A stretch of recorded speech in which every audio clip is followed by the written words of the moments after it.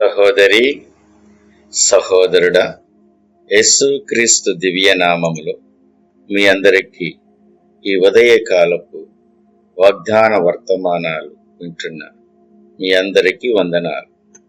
దేవుని హస్తము మిమ్ములను దీవించునుగాక. మన దేవుడు ఎవరో తెలుసా? మహా గొప్పవాడు, మనల్ని ప్రేమించువాడు, అంతవరకు ప్రేమించగలిగిన వాడు. ఎంత మంచివాడంటే నీ మీద కృప వెంబడి కృపను కుమ్మరిస్తున్నవాడు. ఆయన ఎవరో చెప్పనా? చాలాసార్లు ఫలానా వాళ్ళు ఉంటే బాగుండు, ఫలానా వాళ్ళు ఉంటే బాగుండు అని మనం అనుకుంటూ, కారణం ఏమిటంటే వాళ్ళ మంచితనం, వాళ్ళ న్యాయమైన మాట నీకు ఉపయోగపడింది. కానీ నేను ఒక మాట చెప్తున్నాను, నీకు ఉండవలసిన వాడు ఒక్కడు ఉన్నాడు. ఆయన మన ఆరాధ్య దైవమైన యేసుక్రీస్తు ప్రభువారు. ఆయన ఎవరు అని తెలుసుకోవాలనుందా? యోబు గ్రంథము 9వ అధ్యాయము 4వ వాక్యం. ఆయన మహావివేకి, అధిక బల సంపన్నుడు. విన్నారుగా? ఆయన మహావివేకి, అధిక బల సంపన్నుడు. ఈయన గాని నీకు తండ్రి అయినా, ఈయన గాని నిన్ను ఏలిన వాడై, ఈయన రెక్కల నీడలో నువ్వు దాచబడి నీ జీవితము ధన్యము, ఆశీర్వాదకరం. కారణమేమిటో చెబుతాను. ఆయన ఒక ప్రక్కన అధిక బలమున్న సంపన్నుడు, అంటే మహావివేకి అట. అంటే ఎంత వివేక గ్రహాలను సృజించాడు, పాటు తప్పకుండా నడిపిస్తున్నాడు. సముద్రాన్ని కలుగు చేశాడు, ఇసుకతో దానిని నిలబెట్టాడు, బయటికి రాకుండా చేశాడు. ఆకాశాన్ని విశాలపరిచాడు, నక్షత్రాలను విరబోశాడు, పేరు పెట్టి పిలుస్తాడు. ఒక రకంగా చెప్పాలంటే ఆయన శవాన్ని ఒక్క మాటతో లేపి నడిపించగలిగిన వాడు. మరో రకంగా చెప్పాలంటే ఈ సర్వ సృష్టి క్రమము తప్పకుండా సూర్యుడికి చంద్రుడికి గుడారాలు వేసి తిప్పాడు. ఎక్కడ పాటు తప్పలేదుగా, ఎక్కడ క్రమం తప్పలేదుగా. మంచు ఎంతకాలం పడాలో, వర్షం ఎంత పడాలో, భూమికి వేడి ఎంత ఉండాలో, సృష్టికి లయం కాకుండా ఉండాలంటే ఏమేమి ఉండాలో అంత లెక్కలు కట్టి ఇంత భూమిని వేలాడగట్టాడు. ఎంత వివేకి! అయితే ఇంత పనులు చేస్తాడు. మరి ఏ రోజు ఈయన తండ్రి అయి ఉంటే నీ జీవితం ఎంత ధన్యముగా ఉంటుంది. ఆయన వివేకం, ఆయన వివేకి అంటే అసలు ఆ మాట మనం చెప్పలేము కదా. ఎంత వివేకంటే నీ తల వెంట్రుకలు రాలిపోతే నీకు తెలియదు, ఆయనకు లెక్క తెలుసు. ఎంత చక్కగా రాశారండి. నీ దినాలు లెక్క రాశాడు. ప్రపంచంలో కోట్లాది ప్రజలు పుట్టారుగా, అందరూ పుట్టుక చావు తెలుసా? తెలిసి అన్ని నిర్ణయించాడు. అందరికీ అవసరమైన ఆహారాన్ని నియమించాడు, తగిన వర్షాన్ని కూడా నిర్ణయించాడు. అంటే ఎంత వివేకం ఉండాలి. మరి అంతటి దేవుడు ఈరోజు నీకు ఉంటే, నీకు దేవుడై ఉంటే అంతకన్నా భాగ్యం ఏముంది?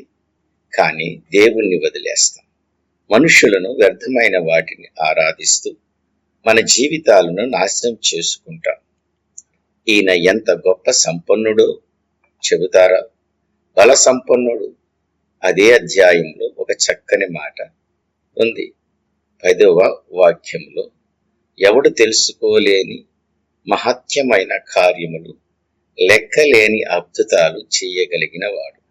ఈయన ఎవరో లెక్కలేని అద్భుతాలు చేస్తాడు. ఎవరో తెలుసుకోలేని మహత్కార్యములు చేస్తాడట. ఇంకొక మాట కూడా చెబుతాను. పర్వతాలు తెలియకుండా దాన్ని బోర్లా వేస్తాడట. అబ్బా, ఎంత గొప్ప విషయం! అంటే ఒక రాయి దొర్లించడం మన వల్ల కాదే, ఆయన ఎంత బలసంపన్నుడంటే పర్వతాలు లేకుండా చేస్తాడు. పర్వతాలకు తెలియకుండా తల క్రింద బోర్లింప చేస్తాడు. అంటే దేవుని కార్యాలు ఎంత గొప్పవి అంటే ఒక్కసారి ఆయన ఆలకిస్తే ప్రవహించే నీటిని ఆపలేం. ఎన్నెన్నో ప్రయత్నాలు చెయ్యాలి, కానీ సముద్రం ఒక్క మాట ద్వారా పాయలు చేసి ఆరబెట్టి ప్రజలు నడిపించాడు. ఆయన బలమైన శక్తి నిదర్శనమేగా. ఈరోజు అంత బలవంతుడు నువ్వు ఆధారం చేసుకుంటే నీ జీవితం ధన్యమవుతుంది. కానీ కొన్నిసార్లు డబ్బుని, మనుషులని, ఆరోగ్యాన్ని, నీ మేధాశక్తిని, నీ ఓపికపై, నీపై నువ్వు వాటిపై ఆధారపడుతున్నావే, అది ఎంతసేపు ఉంటుంది? నీ జీవితానికి ఏ క్షేమము కలుగుతుంది? దేవుని బిడలారా, ఒక్క మాట వినండి. నీ దేవుడు మహావివేకి, మన గొప్ప దేవుడు. ఆయన బల సంపన్నుడు. ఆయన నీకు దేవుడై ఉంటే నీ జీవితంలో ఏ సమస్యలున్నా ఇట్టే పరిష్కారం, ఇట్టే జవాబు, వెంటనే వెలుగు కలుగుతుంది. దేవుడు ఈ వాక్యాన్ని దీవించునుగాక. ఆ దేవుని బిడ్డలుగా మారా మీరు తన చేతులు చాపి ఉండండి. దగ్గరికి రాగలిగితే హక్కును చేర్చుకుంటాడు. నా ప్రభువుకు వందనాలు. రండి, మనమందరము కలిసి ప్రార్థన చేసుకుందాం. కృపా సత్య సంపన్నుడా, ఆశ్చర్యకరుడా, ఆలోచనకర్త, బలవంతుడైన దేవుడా, నిత్యుడగ తండ్రి, సమాధానపతి, నీకే స్తుతులు స్తోత్రాలయ్యా. అయ్యా, మమ్మల్ని మీరు జ్ఞాపకం చేసుకున్నందుకు నీకు వందనాలు. అయ్యా తండ్రి నాయన, మీ బిడ్డలుగా తండ్రి నాయన మమ్మల్ని మీరు దీవించండి. మా బిడ్డల యొక్క తండ్రి నాయన వివాహ విషయాల్లో కార్యములు చేయండి. ఆరోగ్య విషయాల్లో కృప చూపించండి. ఐక్యత కలుగు చేయండి అయ్యా.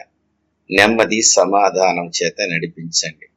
నీ రాకుడి కొరకు ఆయుత్తపరచమని అయ్యా, మీరు మహిమ తెచ్చుకోమని అయ్యా, కావలసిన క్షేమాన్ని, బిడ్డలకు ఆరోగ్యాన్ని, వృద్ధులకు క్షేమాన్ని కలుగు చేయండి అయ్యా. కుటుంబ సభ్యులందరికీ ఆరోగ్యము, రక్షణ భాగ్యముతో నడిపించమని, మా విన్నపాలకు జవాబు దయచేయమని యేసుక్రీస్తు దివ్యనామములు అడిగి వేడుకుని ప్రార్థన చేయుచున్నాము పరమ తండ్రి, ఆమేన్. తండ్రి యొక్క ప్రేమ, కుమారుని యొక్క కృప, పరిశుద్ధాత్మిక సహవాసము మనకును సకల పరిశుద్ధులకును సదాకాలం తోడుండి నడిపించునుగాక, ఆమేన్. సహోదరి సహోదరుడా, ఈ ప్రార్థనలు మీకు ఆశీర్వాదకరంగా ఉంటే, ఈ ప్రార్థన ద్వారా మీరు మేలు పొందితే, మీ ప్రార్థన విన్నపాలు, మీ యొక్క పొందిన మేలును కామెంట్స్ రూపంలో తెలియచేయండి. మీ కొరకు మేము ప్రార్థిస్తున్నాం. మీలో చాలా మంది ఈ ఛానల్ సబ్స్క్రైబ్ చేసుకుంటున్నారు. దేవుని యొక్క రాజ్యం కొరకు ఈ వాక్యాలని షేర్ చేస్తున్నారు. మీరు మాతో కలిసి దేవుని యొక్క సేవలో మాతో కలిసి నడుస్తున్నందుకు మీ అందరికీ ప్రత్యేక వందనాలు తెలియజేస్తున్నారు. దేవుడు మిమ్మల్ని దీవించునుగాక, ఆమేన్.